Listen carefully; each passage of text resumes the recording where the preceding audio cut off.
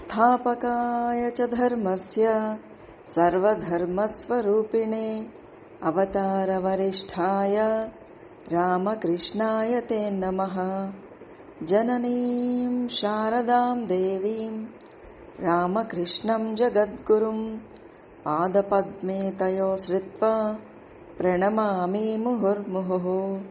నమః శ్రీయతిరాజాయ వివేకానందసూరయే సచ్చిత్సుఖస్వరూపాయ స్వామినే తాపహారిణే. గురుర్బ్రహ్మా గురుర్విష్ణుః గురుర్దేవో మహేశ్వరః గురు సాక్షాత్ పరం బ్రహ్మ తస్మై శ్రీ గురవే నమః. శ్రీమద్ వాల్మీకి రామాయణము యుద్ధకాండలోని 21వ సర్గ నుంచి 30వ సర్గ వరకు గల అంశాలను ఈరోజు పరిశీలిద్దాం. నేడు నేను సముద్రాన్ని దాటడమో లేక సముద్రుణ్ణి రూపుమాపడమో జరగడం తథ్యము అంటూ నిశ్చయించుకుని శ్రీరాముల వారు తమ కుడి చేతిని దిండిగా చేసుకుని ఆ సముద్ర తీరంలో ఇసుక తిన్నపై జాగరూకుడై శయనించి ఉండగా 3 రోజులు గడిచిపోయినాయి. రాముల వారు నియమపూర్వకంగా దీక్షతో తగిన విధంగా ఉపాసించినప్పటికీ మందమతి అయిన సముద్రుడు తన దివ్యమైన రూపంతో ఆ ప్రభు ఎదుట నిలవలేదు.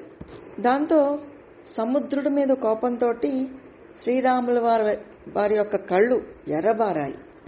లక్ష్మణుడితో ఇలా అంటారన్నమాట, సముద్రుడు గర్వోన్మత్తుడయ్యి తన దివ్య రూపంతో ఇంతవరకు నా ఎదుటికి రాలేదు.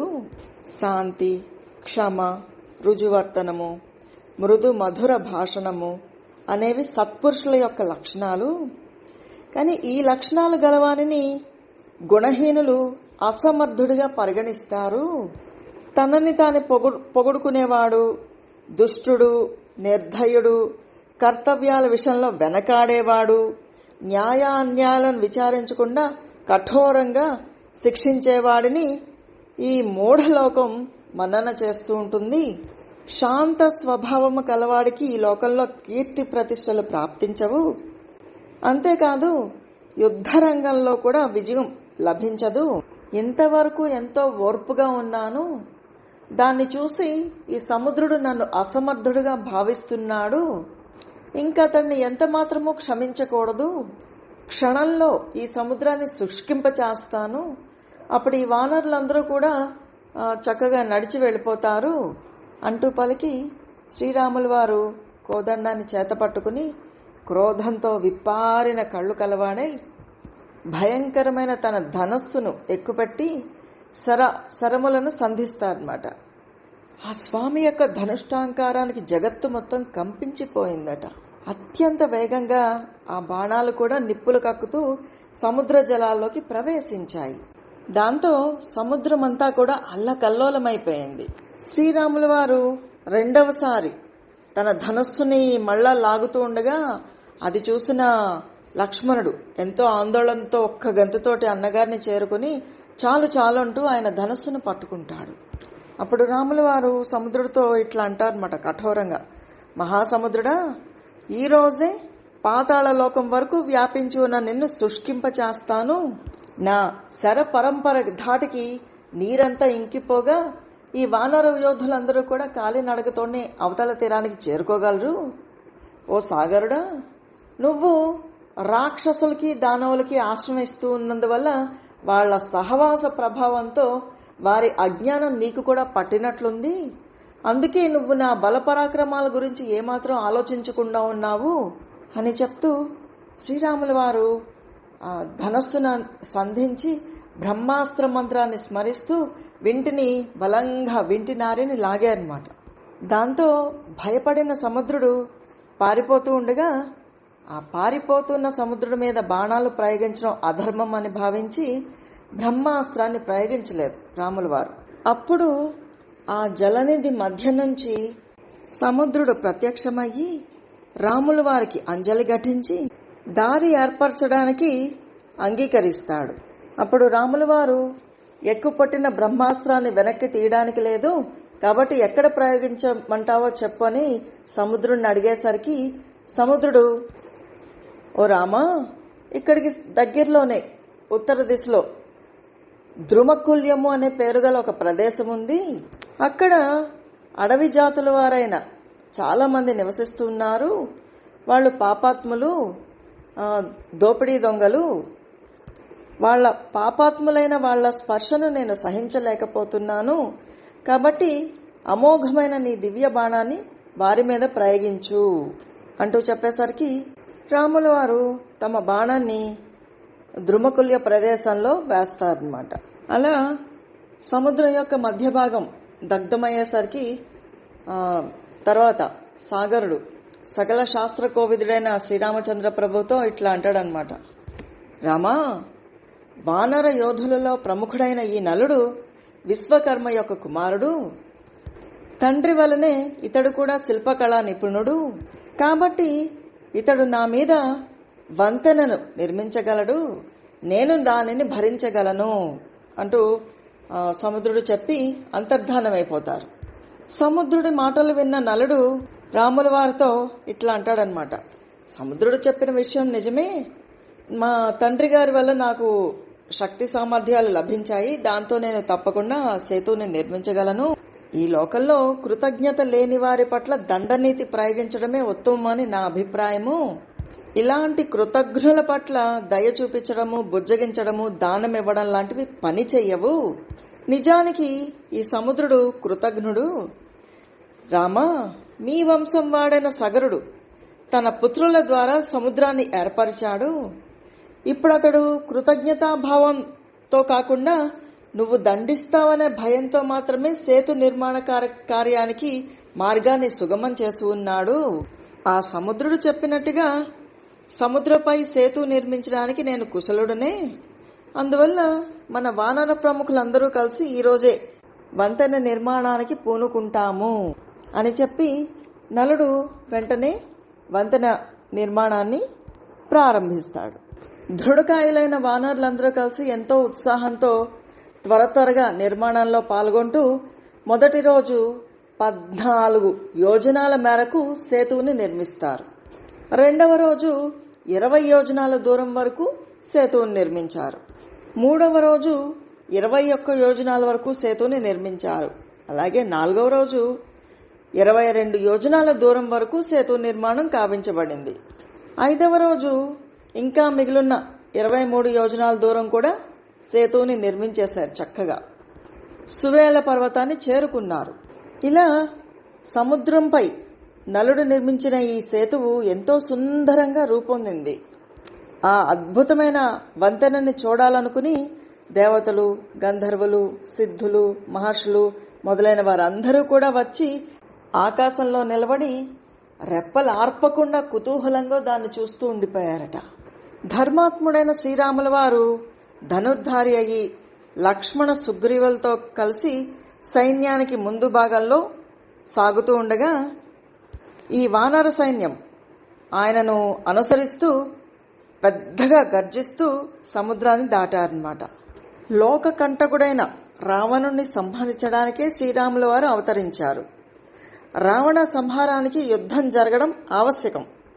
కాబట్టి ఎప్పుడైతే రాముల వారు వానర సైన్యాన్ని అంతటినీ తీసుకుని వంతెనను దాటారో అన్ని శుభశకునాలే కనిపిస్తున్నాయి. ఈ శకునాలన్నీ కూడా యుద్ధ ప్రాప్తికి సూచకాలు. వాటిని గమనించిన శ్రీరాముల వారు సంతోషంతో లక్ష్మణుణ్ణి అక్కన చేర్చుకున్నారట. రావణుడి ఆధీనంలో ప్రవేశించడానికి అసాధ్యంగా ఉన్న లంకా నగరానికి చేరుకోవడమే కాకుండా దానిపై వెంటనే దాడి చెయ్యాలని చెప్పి నిర్ణయించుకున్నారు. లంకా నగరాన్ని చూడగానే శ్రీరాముల వారి మనసులో సీతాదేవి మెదిలేసరికి ఆయన మనసంతా కూడా వ్యాకులమైపోయింది. వెంటనే ఆయన యుద్ధనీతిని అనుసరించి సేనలను విభజించి ఆ విభాగాల నాయకులతో వ్యూహరచన గావిస్తారు. చక్కని వ్యూహరచనతో సైన్యాలన్నీ కూడా సముచిత స్థానాల్లో నిలబడి ఉన్నాయి. అప్పుడు రాముల వారు సుగ్రీవుడితోటి ఇక శుకరాక్షసుణ్ణి విడిచిపెట్టామని చెప్తారు. అలా రాముల వారి ఆజ్ఞచే బంధవిముక్తుడైన ఈ శుకరాక్షసుడు రావణుడి దగ్గరికి వెళ్తాడు. అతన్ని చూసి రావణుడు నవ్వుతూ, ఎందుకు నీ రెక్కలు ఇట్లా వెనక్కి విరిచి బంధించబడ్డాయి, ఏం జరిగింది అంటూ అడిగేసరికి ఆ సుఖరాక్షసుడు రావణుడితోటి, మీరు చెప్పినట్టే నేను సుగ్రీవుడి దగ్గరికి వెళ్లి అతడికి నచ్చ చెప్తూ మీ సందేశాన్నంతా కూడా యథాతథంగా చాలా మృదు మధురమైన రీతిలో స్పష్టంగా వివరించాను. కానీ వానరులందరూ కూడా నన్ను చూసి చూడగానే నాపై కోపంతో పైకెగిరి నన్ను పట్టుకున్నారు. తర్వాత ఇట్లాగా నా రెక్కలు వెనక్కి విరిచి ముష్టిఘాతాలతో నన్ను చంపడానికి పూనుకున్నారు. శ్రీరాముడు మహాపరాక్రమశాలి. ఆయన సీతాదేవి యొక్క జాడని తెలుసుకుని సుగ్రీవుడు మొదలైన వాళ్లతో కలిసి సముద్రంపై సేతువును నిర్మించి ధనుర్ధారి అయి సీతాదేవిని రక్షించడం కోసం ఇక్కడికి వచ్చి ఉన్నాడు. వానర సైన్యం మన ప్రాకారాల మీద దాడి చేయకముందే నువ్వు సీతాదేవిని శ్రీరాముడికి అప్పగించడం కానీ లేదా యుద్ధానికి సిద్ధపడడం కానీ ఈ రెండిట్లో ఏదోటి చేయాల్సి ఉంటుంది అంటూ ఆ సుఖరాక్షసుడు చెప్పేసరికి రావణుడికి చాలా కోపం వచ్చేసిందనమాట.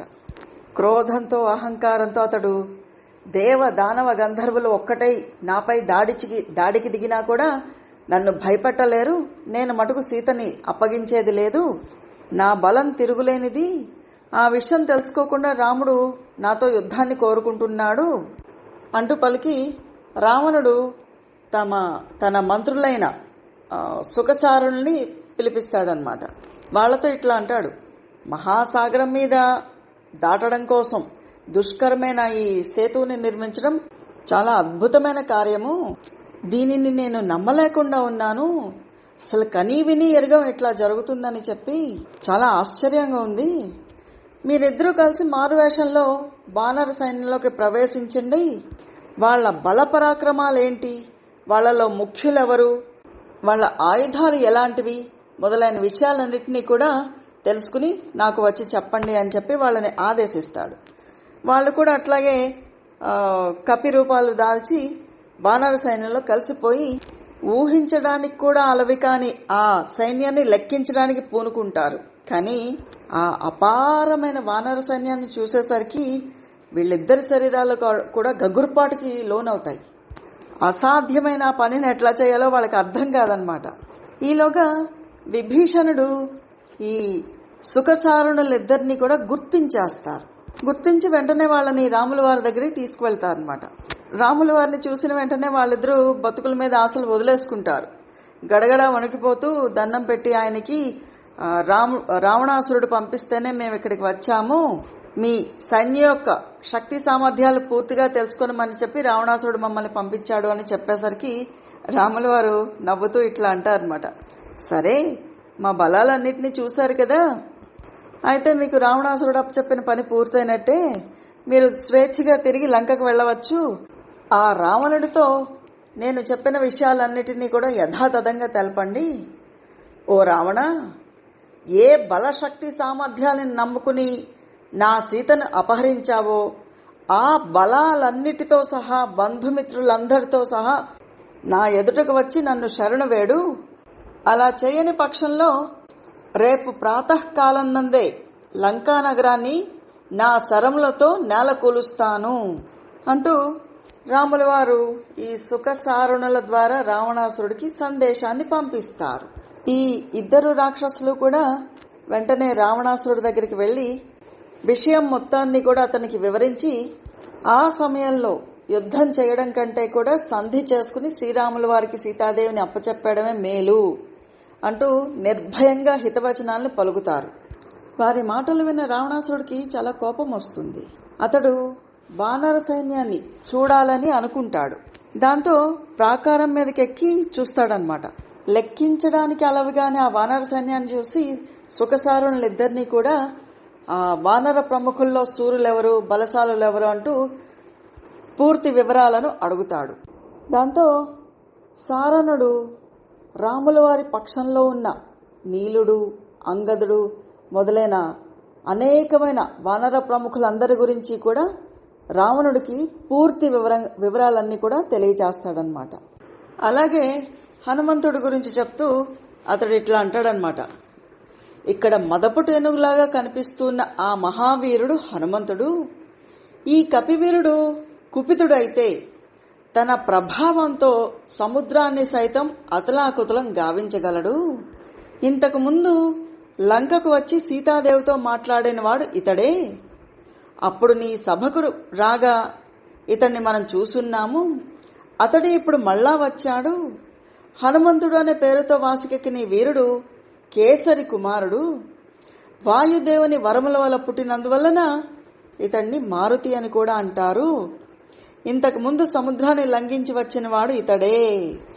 కామరూపి అయిన ఈ వానరోత్తముడి యొక్క ఆకృతి అద్భుతమైనది, బలమైనది. అన్ని దిశలకు సర్వతః సంచరించగల వాయుదేవుడిలాగా ఈయన వేగగమనంని ఎవ్వరూ నివారించలేరు. బాలుడుగా ఉన్నప్పుడే అతడు ఉదయిస్తున్న సూర్యుడిని చూసి పండులాగా భ్రమించి ఈ సూర్యుడిని భక్షిస్తే గాని నా ఆకలి తీరదు అంటూ మనసులో తలపోసి 3000 యోజనాల దూరానికి అతడు ఆకాశంలో ఎగిరాడు.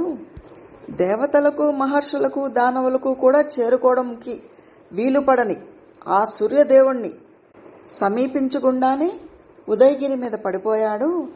అప్పుడు ఒక రాయికి కొట్టుకోవడం వల్ల ఇతని దవడ దెబ్బతింది. అందువల్ల ఈయనకి హనుమంతుడు అనే పేరు వచ్చింది.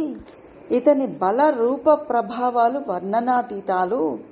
ఇతడు తన బల పరాక్రమములతోటి తానొక్కడినే ఈ లంకను నాశనం చెయ్యాలని చెప్పి చాలా కుతూహలపడుతున్నాడు. ఓ రావణ, అక్కడికి దగ్గరలోనే శ్యామవర్ణ శోభితుడైన సూర్యుడు శ్రీరామచంద్ర ప్రభువు ఇక్ష్వాకు వంశజులలో అతిరథుడు. ఈయన పరాక్రమము అన్ని లోకాలలోనూ ప్రసిద్ధికెక్కింది. ఈయన ధర్మానికి కాణాచి. ధర్మాన్ని ఎప్పుడూ కూడా అతిక్రమించరు. బ్రహ్మాస్త్రాన్ని ప్రయోగించడంలోనూ ఉపసంహరించడంలోనూ సమర్థుడు. వేదవేత్తలలో శ్రేష్ఠుడు, వేదస్వరూపుడు. ఇతని కోపానికి గురైన వాడు మృత్యుముఖాన్ని చేరినట్లే. నువ్వు దండకారణ్యం నుంచి అపహరించుకుని వచ్చిన సీతాదేవి ఈ మహావీరుడి యొక్క భార్యయే. అలాంటి రామచంద్ర ప్రభు యుద్ధంలో నీ గర్వము అణచడానికి సిద్ధంగా ఉన్నారు. ఆ శ్రీరాముడికి కుడిపక్కన మేలిమి బంగారు కాంతులతో విలసిల్లుతున్నవాడు అతని తమ్ముడైన లక్ష్మణుడు. శ్రీరాముడికి ఇతడు పంచప్రాణాలు. ఇతడు శ్రీరాముడికి కుడిభుజం, బహిర్ప్రాణం. శ్రీరాముల వారి కోసం ఇతడు తన ప్రాణాలను కూడా లెక్క చేయడు. నీ మీద కోపంతో కళ్ళెర్రజేస్తున్న ఈ వీరుడు తానొక్కడే యుద్ధంలో రాక్షసులందరినీ కూడా పరిమార్చడానికి ఉత్సాహపడుతున్నాడు. ఒక మహాసముద్రంలాగా అసంఖ్యాకులైన వానర సైన్యాలతోనూ మహావీరుడైన విభీషణుతోనూ అట్లాగే తన మంత్రులతోనూ వానర రాజైన సుగ్రీవుడు యుద్ధంలో నిన్ను ఎదిరించడానికి ముందుకు వస్తున్నాడు. మహాబలశాలి అయిన ఇతడి వెంట నిరంతరము మహాసైన్యాలన్నీ కూడా తోడుగా ఉంటాయి అంటూ సుఖసారుణులిద్దరూ కూడా శత్రువుల్ని ప్రశంసిస్తూ మాట్లాడేసరికి రావణుడికి ఎంతో కోపం వచ్చింది. వాళ్ళిద్దరినీ కూడా గట్టిగా మందలిస్తాడనమాట. ఇంతకుముందు నాకు మీరెన్నో ఉపకారాలు చేశారు, అందుకని కొంతవరకు కోపం తగ్గింది. లేకపోతే నా ఎదుటే శత్రుపక్షం వారిని ప్రశంసించినందుకు మీ ఇద్దరిని కూడా ఈ క్షణంలో చంపి ఉండేవాణ్ణి అంటూ రావణాసురుడు పలికేసరికి సుఖసారుణులిద్దరూ కూడా సిగ్గుతో తలదించుకుంటారన్నమాట. అలాగే రావణుడికి జయము అని చెప్తూ వాళ్ళు అక్కడి నుంచి వెళ్ళిపోతారు. ఆ వెంటనే రావణాసురుడు గూఢచారులకు కబురు పంపుతాడు. వాళ్ళందరూ కూడా ఎంతో రాజభక్తి కలవారనమాట, శత్రువులకి భయపడేవారు కాదు. వాళ్లతో రావణుడు, మీరు వెంటనే శ్రీరాముని సైనికులు విడిది చేస్తున్న ప్రదేశానికి వెళ్ళండి, రాముని యొక్క యుద్ధ ప్రయత్నాలు, అతని యొక్క ఆంతరంగిక మంత్రులు, మిత్రులు వీళ్ళందరి గురించి తెలుసుకునండి.